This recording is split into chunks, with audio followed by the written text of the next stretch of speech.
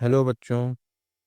देखिए ये एक प्रॉब्लम है। इसमें एक चेन है जिसमें 48 लिंक्स ऑफ इक्वल मास हैं। हर लिंक का मास बराबर है and there are 48 links in the chain.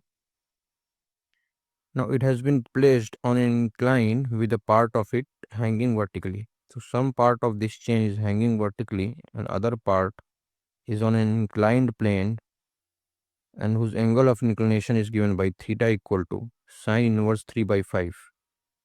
So basically it becomes 37 degree. And the coefficient of friction is given to be 1.0. इस surface पे जो coefficient of friction है that is 1.0, that is 1, and it is given that when chain is released its initial acceleration is found to be g by 5 and how many links are hanging vertically ये हमें find out करना है।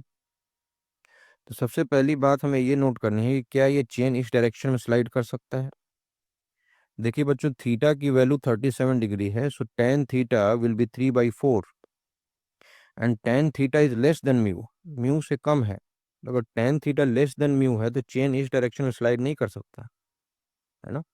तो tan theta less than mu होने का मतलब ये होता है कि जो फ्रिक्शन फोर्स है वो इसको बैलेंस कर लेगा, और जब इस एंगल को हम बढ़ाएंगे, अच्छा 1 होने का मतलब ये हो गया कि इसका एंगल ऑफ रिपोज 45 डिग्री होगा, है ना, tan inverse 1।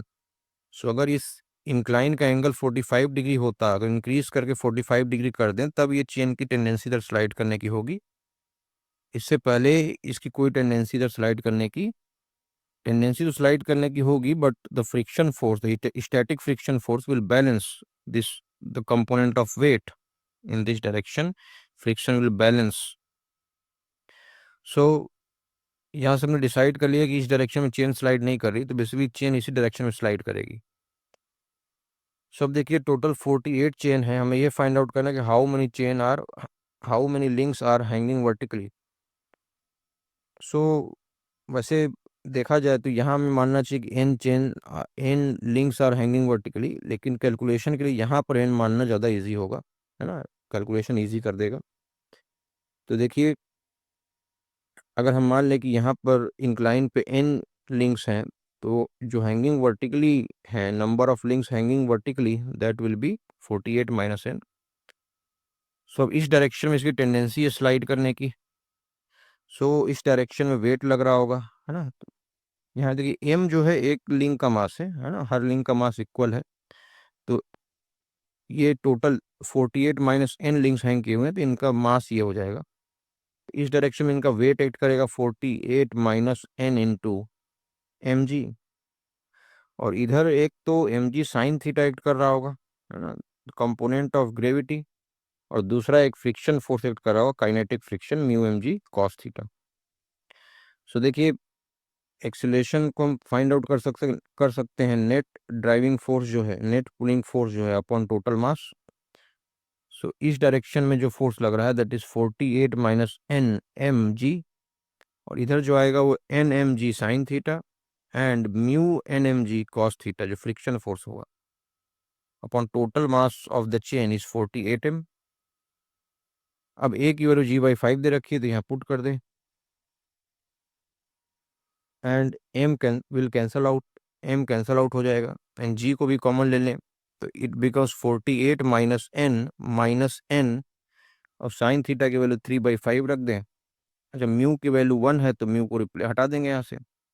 So this becomes N into 4/5 and this is an into 3/5, है ना। साइन थीटा की वैल्यू 3/5 और कॉस 37 की वैल्यू 4/5 होगी।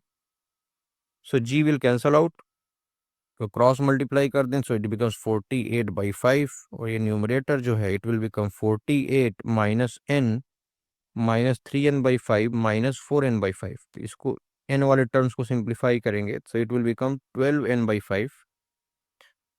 अब पूरे एक्सप्रेशन को 5 से मल्टीप्लाई कर दें, so it becomes 5 into 48 minus 12n equal to 48। So 12n can be done as 12n को इधर ले आए, 48 यहाँ माइनस कर दें, सो इट बिकम्स 4 इंटू 48। तो यहाँ से सॉल्व करेंगे तो n की वैल्यू 16 आ जाएगी। So actually the number of links lying on this incline is 16. और हमें ये पूछा होगा कि कितने नंबर ऑफ लिंक्स जो है वर्टिकली हैंग कर रहे हैं, तो यह 48 माइनस n होगा, तो n की वैल्यू 16 सब्स्टिट्यूट कर दे, this value will come out to be 32.